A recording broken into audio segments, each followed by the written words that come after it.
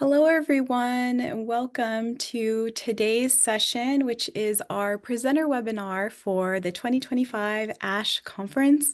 On behalf of the association, it's my pleasure to welcome you today. My name is Alicia Castillo-Shrestha. I use she, her pronouns, and I'm the Associate Director for Conference and Events for ASHE.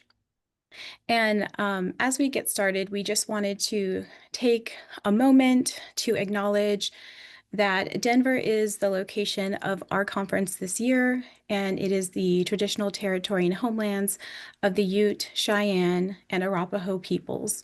48 tribal nations are also connected to and continue to be in relation with the lands that are now known as Colorado. Denver was a site for the Indian Relocation Act of 1956, which sought to relocate Indigenous people from reservations to urban areas as part of the federal government's broader termination policy era. We're so thankful to our local and community engagement committee who has brought together wonderful resources and educational opportunities for us, both through this land acknowledgement and the syllabus for the conference, in addition to many more pieces that you will experience in Denver.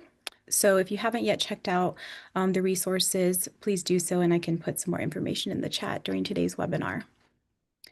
For today's session, closed captions available at the bottom of your Zoom screen. You can also enable transcripts. If you need any support, you can feel free to use the chat and also reach out to me directly via that online modality. You can also use the question and answer feature in the webinar to post questions that you'd like the panelists to answer. So if you need any support during today's session, just let me know and I'm happy to help. At this point, I wanted to turn it over to our wonderful co-chairs for the program committee who are going to walk you through the agenda. And so first, I would like to pass it over to Tonisha. Thank you so much, Dr. Lane and Dr. Vasquez, for your leadership of program committee. And we're going to also introduce our additional panelist, Dr. Autumn Wilkie. And I'm just so thankful to all three of you for your leadership this year for the conference. Okay, good afternoon, everyone. I'm Dr. Tonisha Lane. I use she, her pronouns. I'm an associate professor of higher education at Virginia Tech. And should we all introduce ourselves now, Alicia, and then, okay, Dr. Vasquez. Yeah. Hi, everyone. I'm Marissa Vasquez. I use she, her pronouns. I'm an associate professor of post-secondary ed leadership at San Diego State University, which resides on the ancestral homelands of the Kumeyaay. And I have the pleasure of serving as our ASHE program co-chair along these amazing individuals. So thank you all for being here. Hi, everyone. Autumn Wilkie. My pronouns are she, her. I am one of the Associate Chief Diversity Officers at Grinnell College, specifically focused on accessibility. And in the realm of ASHE, I'm serving for my second year as the accessibility consultant for the ASHE conference. Okay, great. And again, I want to highlight that I'm coming from the homelands of the Monacan and the Tutelo people. And at Virginia Tech, we also recognize the labor that contributed to what is known as Virginia Tech today that was provided by enslaved Africans. And we recognize that those communities, their impact in the past, presently, and in the future. And so to continue on with our agenda today, we will have a discussion of the session process. And so essentially, we want to share with you as presenters what will happen beforehand, what will happen the day of, and then after this.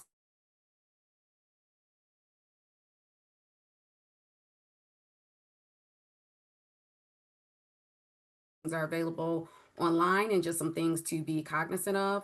Following that, we'll have a panel. I think I may be freezing. Are you all able to hear me?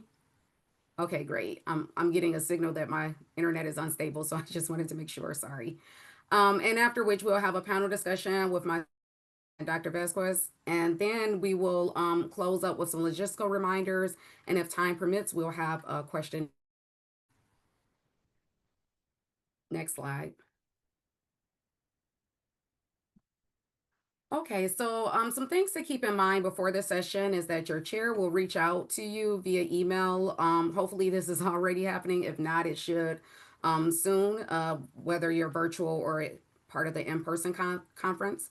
And essentially, as presenters, you need to submit your papers within the deadline, and the discussants will review your paper and prepare remarks for the conference. And so, if for any reason you're not able to submit your paper on time, you do need to reach out to the discussant and or the chair to let them know and to request whether or not an extension is possible, and what would that look like, to turn it in later if possible. Then the discussant will also provide written feedback either before or after the conference. So again, it just really depends when they're receiving those papers, and then also their availability around that feedback. Presenters should also submit their PowerPoint slides, and this again just helps with accessibility needs and people that may want to review slides beforehand. If there are any errors, there is an opportunity to resubmit your slides, but you want to try to submit your slide by the deadline given the type of presentation you'll be doing. Then the group as needed and solidifies the timeline. So, for example, what will be the order of the session, about how much time you should expect to receive, as well as how much time the discussant will receive for their remarks. And this will be sent out to all participants.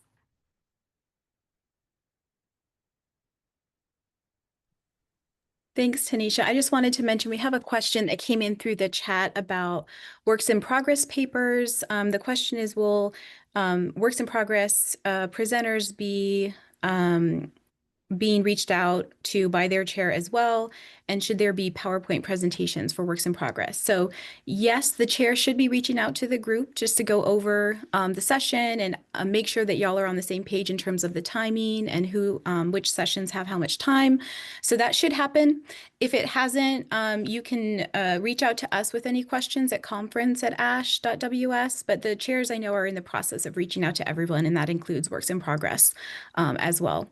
We do encourage works in progress folks to have either a handout or slides to kind of just frame the discussion, because you want it to be as fruitful as the discussion as possible. So sometimes it helps to have either a deck or a handout for folks to kind of get some basic ideas about your research in order to have a really engaging conversation. But that's up to y'all in terms of how you want to do that.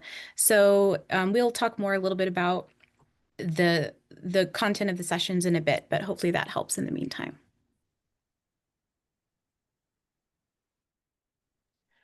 Okay, I also see that we had some other questions, and I guess I'll answer this one right now. So, somebody asked, I got a message from their chair, but it didn't share how much time the presenters and the discussant had, and any thoughts on that. And so, um, yes, I think that as a presenter, so usually, so let me just say, as Alicia has shared, I think as we have sent messages to chairs, and we had our and discussants, and we had our discussant chair webinar last week, and kind of provided some like tips on, like best practices on, reaching out to presenters and kind of giving folks an overview of kind of just like, hey, this is, some of those details, right? I'll just say that some chairs might be new or discussants might be new, and so I think it's okay to reach back out. I know that I've done that before as a presenter, where I've kind of also, just because I was like, I like to know what to do. I think it helps calm my anxiety before presentations. But I think it would just it can help to say, hey, thank you for reaching out. I just wanted to make sure that we're best prepared. Can you tell me, what's the order of our, how would you like the order of presenters to be? Just reminding us of like how much time do we have. So I think as presenters, it's okay to do that. Again, just to kind of give benefit of the doubt to our discussants and chairs who might be new or just kind of might be overwhelmed right now, just because we're like mid-October and there's a lot going on right now too at our campuses. And then I'm looking at another question, but I'll wait to answer that question. So So the day of the session, yay, congrats, we're presenting at ASHE. So I know that it says, arrive early for the session, and I'll say that with a caveat because I know that at one of our at the last webinar, someone said, what if I'm rushing from one session to the next? And so I think if that's the case and you've kind of looked at your schedule ahead of time and you know that you're going to be kind of rushing through. It could be also helpful to like just give the discussant, the chair, your presenter, your co-presenters, give them a heads up that you might be coming a little late. And that also might be helpful if you feel like you don't want to be the first presenter in the order, right? Just give folks, I don't know, just say, hey, I'm coming in from another session. Be happy to take the second, session if it's, you're in a room with maybe 3 presentations. So when, ideally when folks arrive, the chair will be there to kind of just facilitate introductions. We'll walk through the agenda, just kind of do some of them will probably provide some details about, this is kind of the order of what's going to happen during the session. The chair will provide a land acknowledgement and introduce the first presenter. So if you're the first presenter and if there's something that would like to share with your chair on how you would like to be introduced, I would also suggest, sending that over to them. And then they'll also kind of remind the attendees that, their role will be, keeping track of time. They will also ideally be helping you keep track of time, right? I also know that as presenters, if you're like me, you get really nervous and you lose track, even if you put like a little timer on your phone, something. And so I think that's a point of feedback, is that if the chair is going to offer, providing little like, I don't know, signs that, are reminding you of like the timing. Just try to, kind of don't forget to look at the chair. Don't forget to kind of just glance over, so that they're not kind of having to like wave you down or, like interrupt in a way that's going to be kind of disruptive to the session. And so just a reminder, for your presentations, definitely recommend that you would use a laptop that's in the room. So email it to yourself, bring a flash drive. I know that folks like having their own laptops, but I think just thinking about timing and flow, sometimes it throws off the flow, sometimes it does, it can throw off flow when you're having to connect and reconnect, and then sometimes there's technological issues. And so I think the best thing would do is if you have time to arrive to the session early, load your presentation onto the laptop that's there. And then if you don't feel comfortable doing that, then just feel free to put in your flash drive, or search if you like Canva, slides or your PowerPoint slides, like just doing all that login early on in the session before everything gets started. And then the discussant, so after all the presentations have gone through, the discussant will provide the remarks. There are generally no discussants for the works in progress sessions. And then normally it's kind of just open up, the session will then open up for any Q&A with attendees. And that's ideally if there's time. I know that I've been in some sessions where for whatever reason, the time has kind of run through. But yeah, hopefully there'll be time for Q&A during your sessions, and then the chair will wrap it up. We've also, we're talking to chairs and discussants again last week and just saying, like if there's a moment where things are running out of time, then ideally someone will close the session. We'll just kind of be mindful of time and just thanking the audience for being there. So, okay, day of session. Are there any other questions that came in, Alicia? No, I think we answered we'll continue to answer those as we Okay. go. Okay. I did want to point out, I know this slide, it mentions, the presenter guide has outlines for all different session types. So that includes like some of y'all might be part of an interactive symposia, in which case it'll look a bit different. Same with like a self-designed paper session. Y'all are running with that. You proposed a full session for 75 minutes. So you have kind of more hopefully contact with those folks that you submitted with. But so the works in progress will look slightly different from like a paper session or a paper and PVDS session. So feel free to review like your specific session type in the presenter guide and then reach out to us with questions even during this the webinar or after. We're happy to help with that. So this is just a kind of a generic sample to get us the conversation going, but your specific session might be slightly different.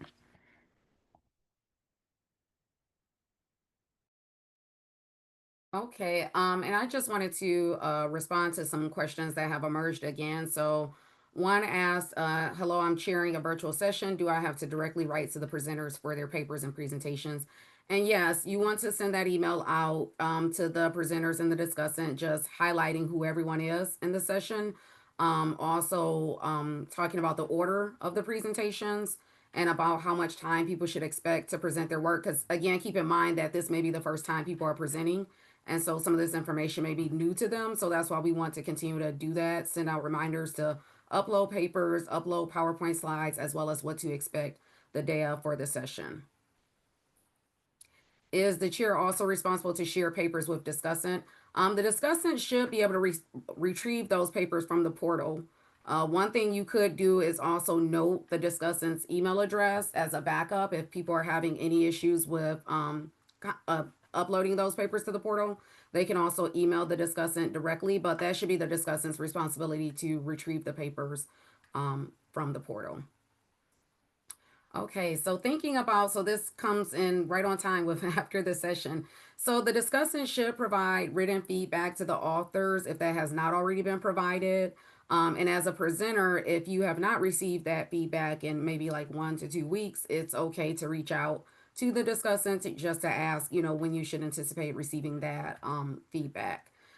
And also, there is support before, during, and after the session. So you have support from the ASHE staff, both virtually and in person, as well as there will be unbuzzed persons on site in person that you can access. And there is information on our conference site about that. Another thing to think about too is as presenters, a thank you to the discussant and the chair can go a long way. So, most commonly as colleagues, we would say thank you the day of, to those individuals, but also following up if something, specifically stood out to you or something you really appreciated, following up with a thank you email as well is definitely always appreciated.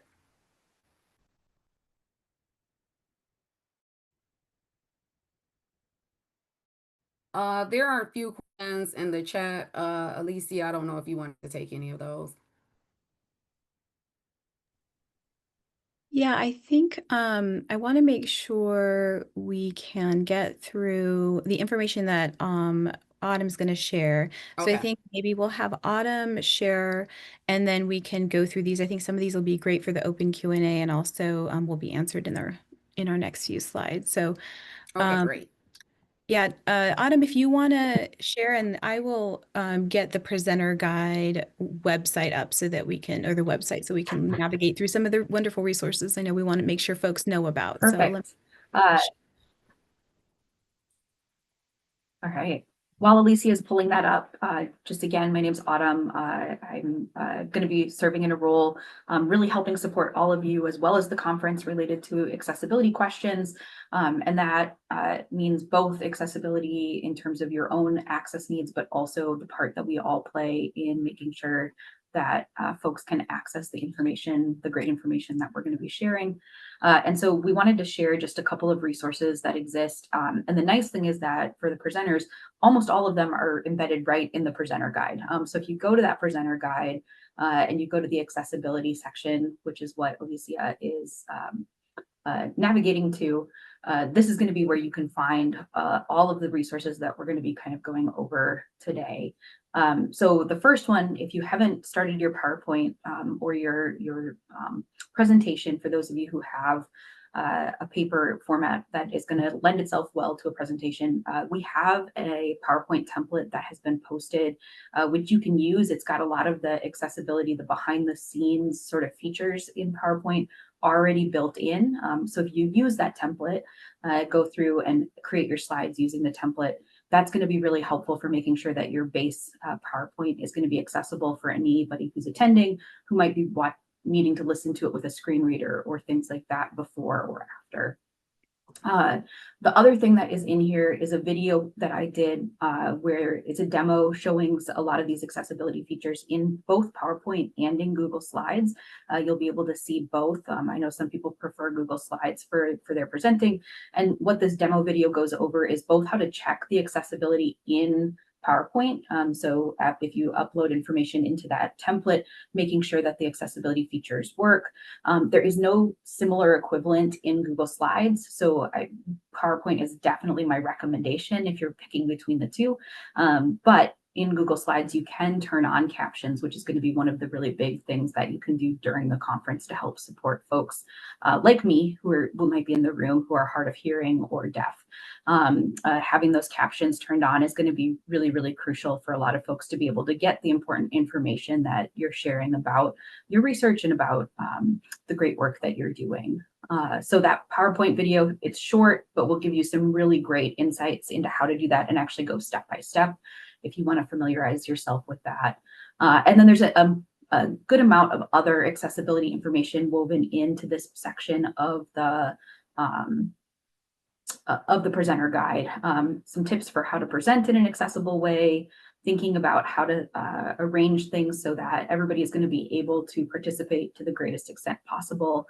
And so there's some other additional great pieces of information in here about microphone usage, about pronouns, other ways of engaging participants and things like that.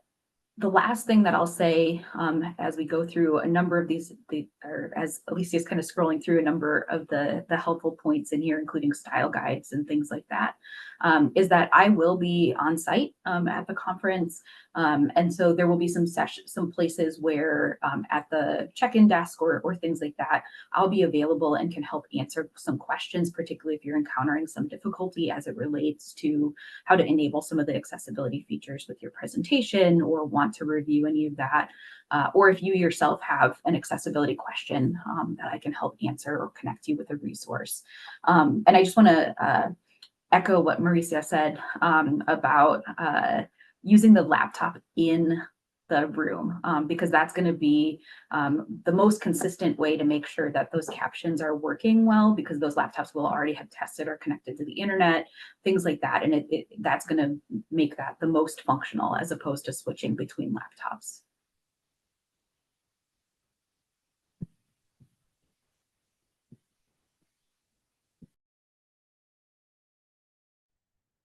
Okay, so we really appreciate everyone's work who's on this call, and especially Autumn. She's been part of the ASHE team the last couple of years, really helping us move forward in terms of ensuring that the conference is as accessible as possible. And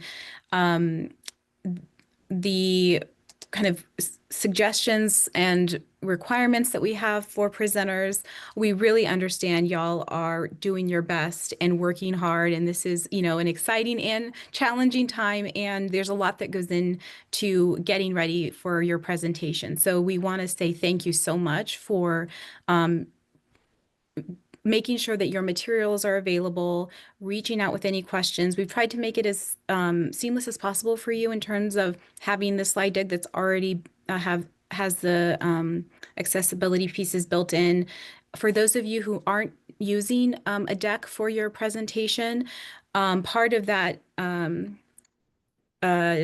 deck that Autumn created also includes just a blank slide at the end. So if you're doing an interactive symposia, or if you're doing a session that you don't plan to use slides, you can still pull up that blank slide so that auto captions will be available live for folks in the room. And we receive several requests for captions from many members of our community and also guests to ASHE. So having those live captions is very important, and we really appreciate y'all's help in making that happen for your presentation. And we're reminding chairs and discussants as well. So if you have questions about that or concerns, please let us know. So just wanted to share our gratitude and thanks. We know this is a big ask when you're working on a lot of things, and we really appreciate the help with this. I know we have some time for Q&A. We have some questions that I wanted to ask our panelists here today, and then I know we have some additional questions that we'll continue to answer throughout the session. So please keep sending those through. These are all great questions, and they're really helpful for everybody who's here live and also who's going to view afterwards. We're going to do a few questions, and then I'm going to show some of the portal navigation, because I know that's been a question we've had, and then we will do some open Q&A. So before we move forward, I just wanted to take some time to ask a quick questions that we've gotten ahead of this webinar. So we had a lot of first-time presenters join today, and also who will be presenting. So Tonisha, as a seasoned presenter at ASHE and additional conferences around the world, can you talk to us a little bit about just some advice for first-time presenters at ASHE? Yeah. So if you're a first time presenter, know that you are not alone, that there are many first time presenters. Oftentimes, many of our graduate students and early career scholars are first to present, or those that may be coming to this field that may be newer to this field, or maybe their role or their position has changed. And so now they're pivoting and trying to acclimate themselves to the ASHE setting. So you are definitely among company in that respect. But I think one of the things to think about is knowing your audience. So the ASHE conference is made up of scholars and practitioners and graduate students who are often deeply engaged in higher education research. And it spans the gamut, if you will, of the different areas that people focus on. So some focus on students, and it could be multiple layers of students, undergrads and graduate students, as well as issues around access, retention, outcomes of students. There's also people that study sports, athletics at the higher education level. There's people that studies policy and lawmaking. So you're going to have a range of people depending on the session that you have submitted your work to, but also just based on the interests of the individuals. And so while your presentation should speak to implications of like policy and practice, and there will be some practitioners in the space, is usually the audience is like I said, largely that scholarly community. You definitely want to practice your timing. So I think about Dr. Chris Wren, who talks about practice, practice, practice, right? So you want to practice multiple times so you feel comfortable with the cadence of your speech, the timing, so that you are clear.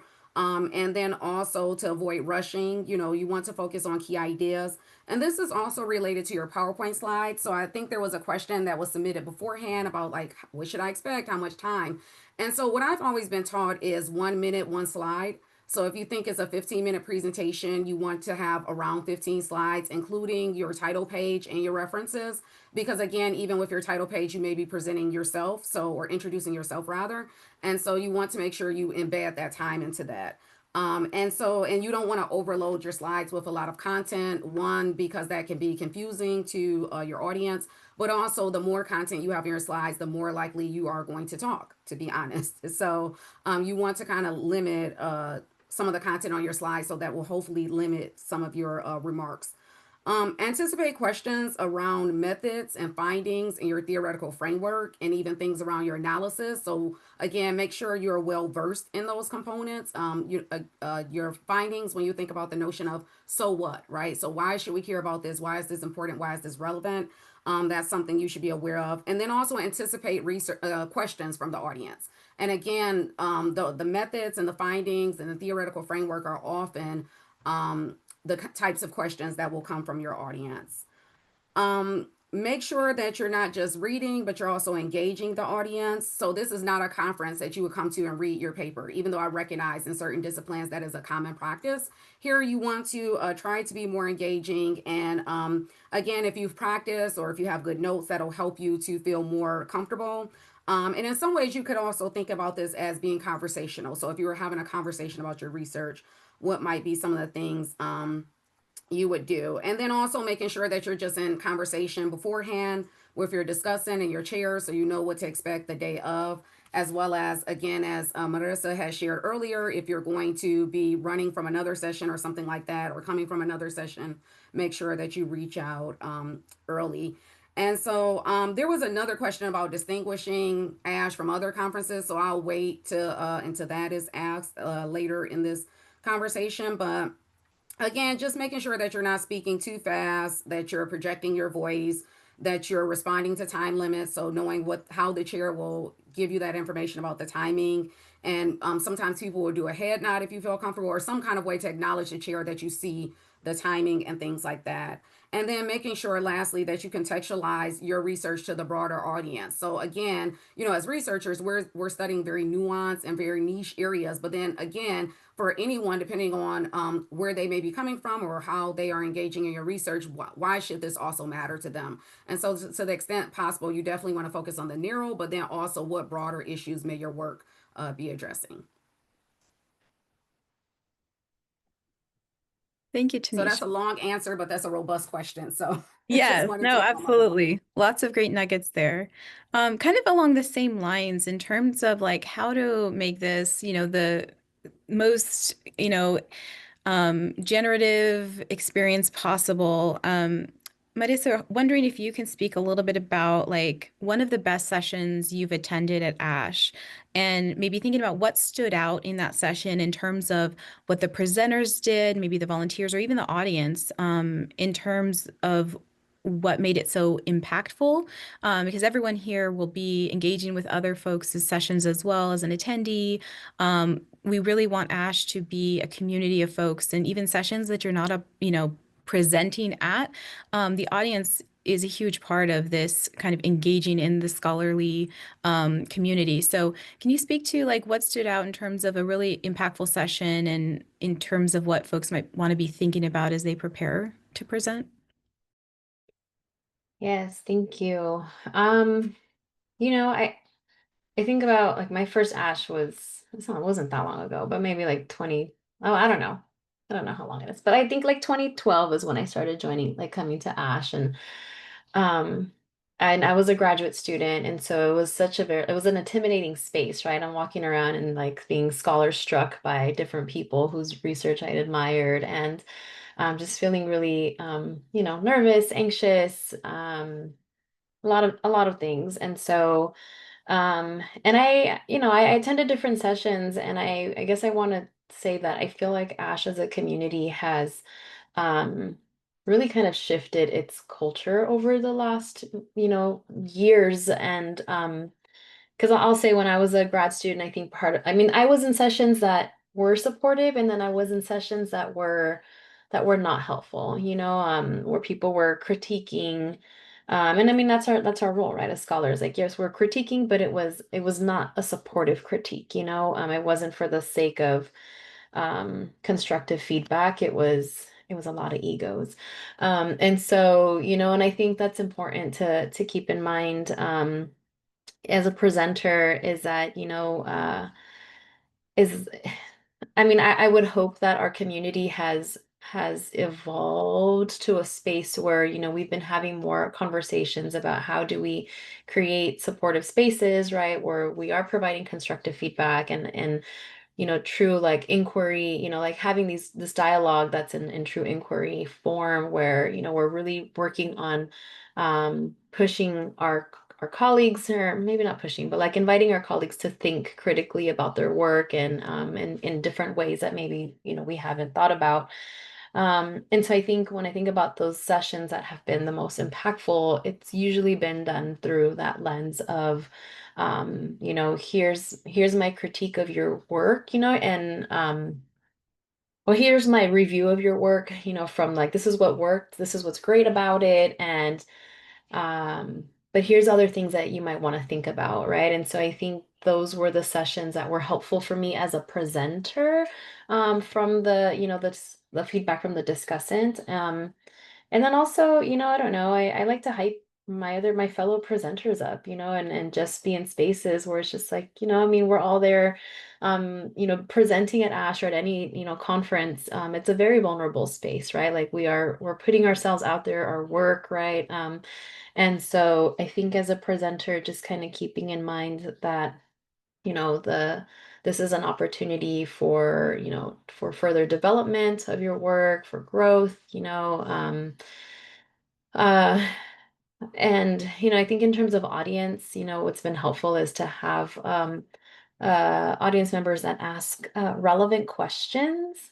Because I know that there have been some sessions that I've been in, and I'm just like, where did that question come from? Or like, that question falls outside the scope of what I just presented. And so I think that sometimes what I share with my doctoral students, or I guess just any student, like when you're presenting and someone asks you some off the wall question, it's almost kind of just like reframing it back. If you don't have an answer, like you don't have an answer, and just say, you know what, thank you for that question. Don't feel pressure to have to answer it, right? And just say, that's a really great question. I will take that back, as I sit and reflect on how I can, can incorporate that, or whatever it is, right? Or yeah, so I feel, right, like setting the tone at the start of the session is what's really important. And so again, right, as presenters, I mean, you're showing up to present, and I think going back to like the role of the chairs and the discussants, having really good communication and clear communication up front. So I know some folks have kind of been popping in questions about like, what if I haven't heard from my chair, or what if the chair hasn't like provided some of those details, right? I think as a presenter, I would say don't be afraid to reach out and just, prep yourself, and clarify those questions, and just say, hey, I want to just make sure that I don't know, I'm best prepared for this session. Can we go over like the timing and like the order of how you want, the session to go? I think the more that you can, I guess, prep that before the day of the session, hopefully it'll help relieve some of those like jitters and, um, yeah. So I don't know. That was a long-winded answer, but hopefully that helps. Yeah, absolutely. Yes, communication, support, just you have a support system. Everyone here, everyone on the conference committee and the ASHE team. And so yes, please reach out so we can help you with specific questions as you move forward. So we know that, as I mentioned, we've asked presenters to make sure that they are helping ensure our conference is successful and accessible to everyone.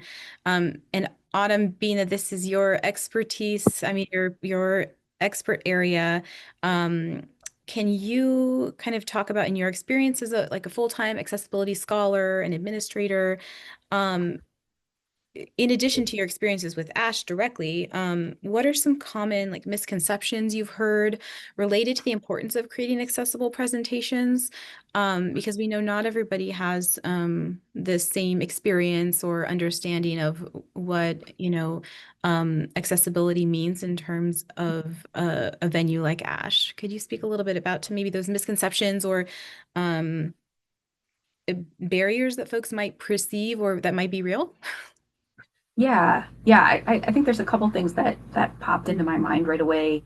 I think one of the things that I hear a lot, I want to acknowledge the parts of it that are true, but also push back a little bit. Like I think sometimes I hear from folks that doing accessibility pieces adds a lot of extra work to what you're doing in terms of your presentation or things like that.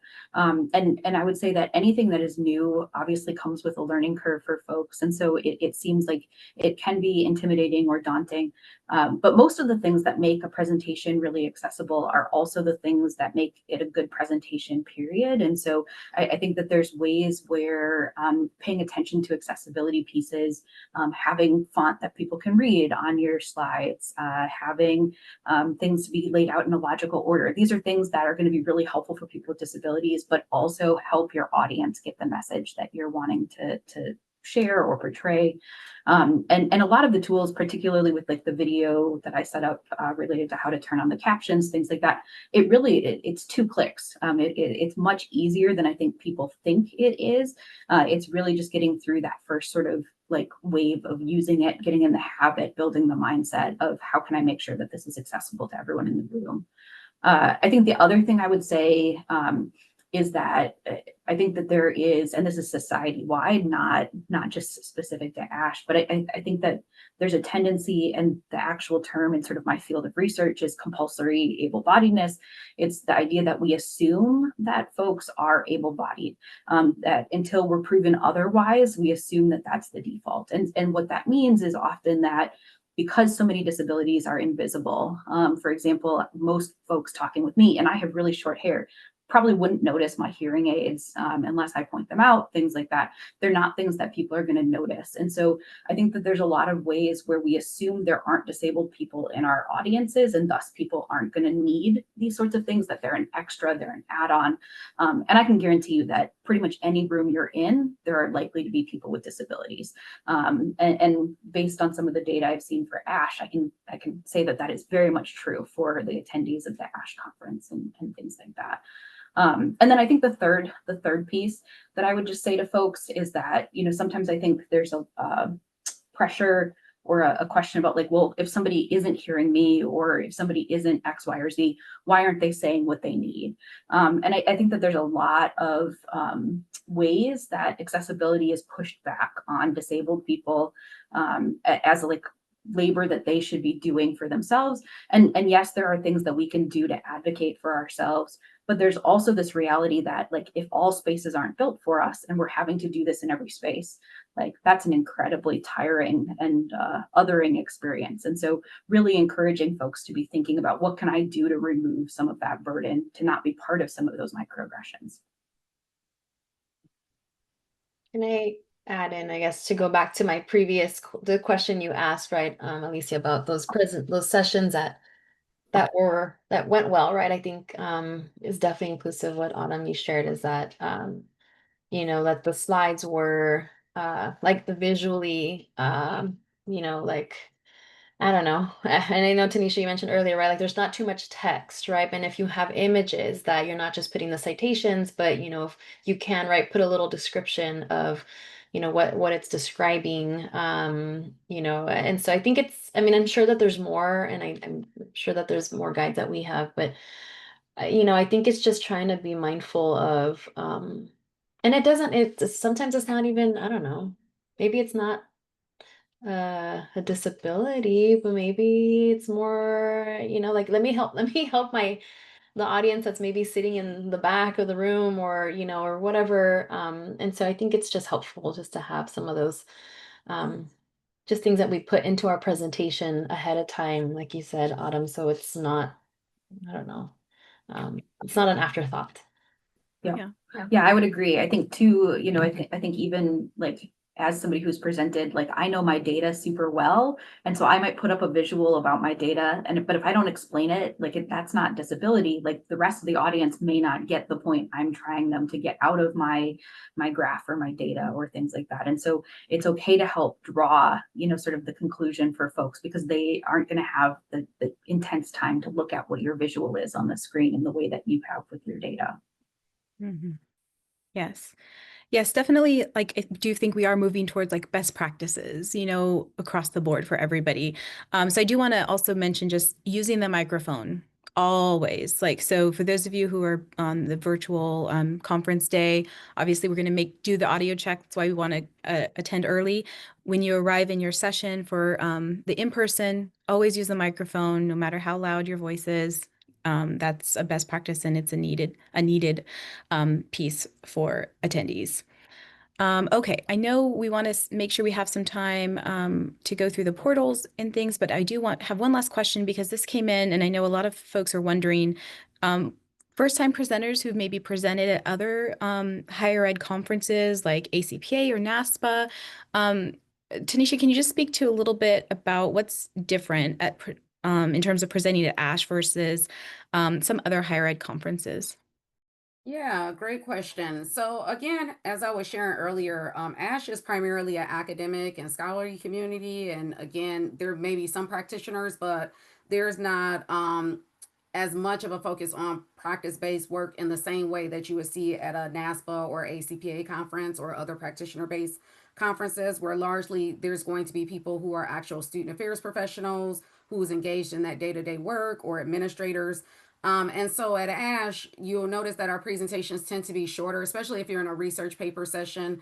You're going to only get about 15 minutes to present your work. And so you want to think about that presentation as a trailer. So if you think about a movie or a film, the film is 2 hours, 2 hours, 30 minutes. But the, trailer may be 2 minutes, 1.5 minutes, right? And so the same thing with the presentation. The presentation is the trailer, and the movie or the film is your actual conference paper, which is much longer and would take a lot more time if you were to read that word by word, for example. And you often want to also expect at ASHE, as we've shared before, you have the discussant who's going to give some feedback to the presenters. And the idea for that is to not only inform those individuals, but also the larger scholarly communities. So there may be people in the audience that are doing similar research, or maybe first time, involved with scholarly communities such as this. And so even the feedback that the discussants provide can be helpful to the larger or the general audience. But the idea is the feedback is designed to help you move your work closer to dissemination. Because while your presentation is one form of dissemination, we would like to see your actual research in print one day, hopefully. And so the goal is that you want to get those papers under review at some kind of journal that would fit your research, so you can move that work forward. And again, in ACP and NASPA is really about, here's a program that I've done or initiative. This is what's working. This is what's not working. Here are some recommendations if you want to engage in that work. Usually those sessions may be up to an hour long because it's designed to present information, but then also do maybe some activity that allows people to engage those ideas, or to case studies or some kind of way to think through those ideas and how they may apply it to their work. And then also, just knowing that the needs of ACPA and NASPA presenters and attendees may or may not be the same needs of ASHE. And so again, that's why the presentations are different, and that's why the style of presenting is different. So if you want more information about that, I strongly encourage you to check out the presenter guide, because it has a lot of information in there, as well as talking to your advisor, your graduate advisor, or colleagues in the field, or others that that have participated in ASHE, to get a sense of how that conference may be different than other places. And then I would say even beyond NASPA and ACPA, there are conferences that may have different lengths of times. For example, I was literally at an international conference recently, and we were only given 10 minutes, and there were 14 presenters. So 14 people, different papers were presented, 10 minutes each, which was very different than anything I've ever experienced. And so again, being in tune with those emails that come out that tell you what to expect in a session, as well as reading presenter guide, will give you more insights of the differences. Thank you very much. And I also want to just encourage you in terms of, as you're, reviewing all this information and you're reviewing your discussant in your chair, like if you have any concerns or questions about the session of any kind, please reach out to conference@ashe.ws. We want to make sure you're feeling great going in, have a great experience, and leave the conference feeling supported. So if you have any concerns at all, no question is too small or too trivial, so please reach out to us so we can help. We know the presenter guide is extensive, but it also doesn't account for everything. And so please use the search feature. I do that all the time to try and find things in there. So, and also reach out if you don't see the information that you need, or if you have a unique circumstance that you want to talk through. We're happy to help with that. Okay, so I know there's more questions that will likely be coming up, but I want to share the portal because I know folks are asking questions about that. We want to make sure you kind of know what you're supposed to be seeing. So can y'all see this slide with the portal? So is this showing up for folks? Yeah, okay. So you're gonna, in order to submit your paper, first of all, the person who submitted the proposal is the one that needs to submit the final paper. So if you are presenting with a team, only the person who submitted the original proposal will be able to submit the final paper. For works in progress, you do not have to submit a final paper because you're working on the research. You won't have a final product, so do not worry about that. If you're a works in progress author, you do not have to upload your final paper. If you have slides, you will upload those, which we'll show in a second. But for those of you who need to submit your final papers or research papers, this is the conference portal. This is the same place you submitted the proposal, so you're going to log in there. Once you get into the system, you're going to click on the submitter menu. So this all should look familiar. If the person who submitted your paper is having any trouble or don't see this option to upload, let us know and we can help troubleshoot on the back end. But once you click, there's a couple of different tabs here in your portal. If you should be able to see an upload option there, and then you would be able to upload the final paper. And you'll see the screen here, and you'll be able to upload your document. And as it mentions, just a reminder, you should receive a confirmation email, and you should be able to see your upload in the portal. So if you don't get that email and you can't see your submission in the portal, it didn't go through. So make sure you check for that. In terms of the paper, I know we've got some questions. Just reiterating, today is the due date for papers for virtual conference day. In a few days, it'll be the due date for the in-person conference. If you need an extension or have any questions you want to talk through with your discussant, please send that email so they have a heads up, because this is a volunteer role for them. As you know, they're going to be pulling together their notes on tying all of the presentations together, all of the research together that's in the session. So we want to give them a good amount of time to get through all of the papers to be able to prepare their remarks. So that's why we have those due dates in place. So if you have any issues with the portal, you can reach out to us as the staff. If you need any notes you want to send to your discussant regarding your paper, you can send that to them directly. So when you log into the site, you should be able to see, once you have something that you downloaded there, the submission file should be available there. So that's what you should see once you have the upload done. So if you don't see that and you don't get the email, then you want to just make sure you double check your steps and go through that. Okay, so this is one step. This is the paper, the step that you're submitting for those of you who have this requirement. The other thing is submitting your slides. So as we saw, we have this presenter guide. The presenter guide has a direct link to a form to submit your slides. So your slides are submitted in this JOT form. It's not through the portal.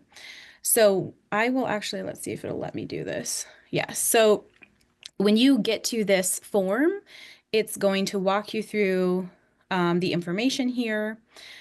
We understand that there may be some slight changes to your slides. If you're like, oh, I have to submit these by the 23rd. Oh, sorry. Yes, by the 23rd for virtual conference day, or by the 30th for in-person. But I'm not quite done, or I'm gonna have some changes. That's okay. It really helps for accessibility reasons to have the slides ahead of time to give folks enough time to be able to review the information. We understand that there may be some, changes, and you can resubmit it, which is fine.